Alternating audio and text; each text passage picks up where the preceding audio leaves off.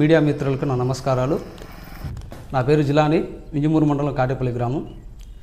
కాటేపల్లి పంచాయతీ నిధులకు సంబంధించి ఏదైతే మేము పీజీఆర్ఎస్ ద్వారా అర్జీలు పెట్టున్నామో, మన పంచాయతీ నిధులు దుర్వినియోగము మరియు విధి విధానాలకు సంబంధించి సర్పంచ్ గారు మరియు పంచాయతీ కార్యదర్శి గారు బాధ్యులై ఉన్నారని మాకు నివేదికలు ఇచ్చున్నారు.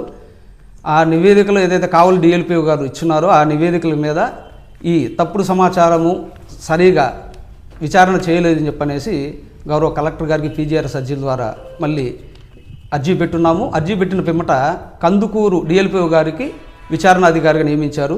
విచారణ అధికారిగా నియమించిన ఆయన పంచాయతీలో నిధుల్లో 45 లక్షలు ఏదైతే ఆపాదించున్నారో దాంట్లో 22,66,435 రూపాయలు దుర్వినియోగం అయినట్టుగా, అభ్యంతర ఖర్చులు అయినట్టుగా ఆయన విచారణ అధికారిగా నివేదిక ఇచ్చినారు. ఆ నివేదిక ఇచ్చిన తర్వాత సర్పంచ్ గారి చెక్ పవర్ రద్దు అవ్వడం జరిగింది.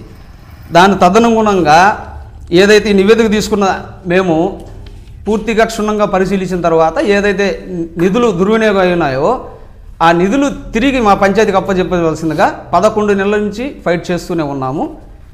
రీసెంట్గా మొన్న మేము వెళ్ళి డిపిఓ గారు కానీ కలెక్టర్ గారు కానీ కలిసిన తర్వాత వాళ్ళు సర్పంచ్ గారి గౌరవ సర్పంచ్ గారికి నోటీసులు మంజూరు చేశారు. మంజూరు చేసిన దాంట్లో మా బాధ ఏంటంటే 13,58,553 రూపాయలకు మాత్రమే అభ్యంతర ఖర్చులకు మాత్రం పంపించారు.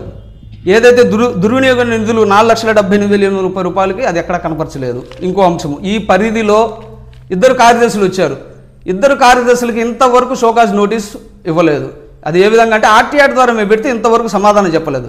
రీసెంట్గా నాకు నిన్న వచ్చిన దాంట్లో పీజీఆర్ఎస్ ద్వారా ఇచ్చిన ఎండార్స్మెంట్లో కందుకూరు వారికి పంపించున్నాము అని చెప్పన్నారు. కందుకూరు డిఎల్పిఓ గారు సంప్రదిస్తే ఆయన నాకు ఎటువంటి కాపీ నాకు అందలేదు అని చెప్పన్నారు. సరే, ఒకవేళ కావలి డిఎల్పిఓ గారికి ఏమైనా అందుందని చెప్పి ఆయన ఫోన్ చేస్తే నాకు ఎటువంటి నోటీసులు ఏదైనా సంజాయిషి ఇచ్చినట్టుగా నాకు ఎటువంటి ఆధారాలు నాకు సమర్పించలేదు అన్నారు.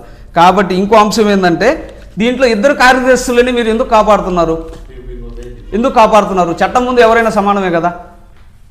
కాబట్టి దీని మీద గౌరవ కలెక్టర్ గారు కానీ కొత్తగా వచ్చిన డిపిఓ గారు కానీ దయచేసి విచారణ చేసి మా పంచాయతీకి తిరిగి ఆ నిధులు ఏదైతే దుర్వినియోగం ఉన్నాయో ఆ నిధులు మళ్ళీ తిరిగి రాబట్టుకోవాల్సిందిగా కోరుచున్నాం. ఇంకో అంశం ఏంటంటే ఈ అధికారుల నిర్లక్ష్యం కారణంగా, ఈ అధికారుల అవినీతి కారణంగా ఈ అధికారులు మళ్ళా 1,75,000 సంబంధించి ఏదైతే మోటార్లు ఉన్నాయో ఎక్కడైనా రిపేర్స్ మేము రైతులమే ఒక మోటార్కి 12,000 13,000 రిపేర్ ఖర్చులు మాత్రం పెడతారు. కానీ ఇక్కడ విచిత్రం ఏంటంటే 33,000 36,000 పెట్టున్నారు.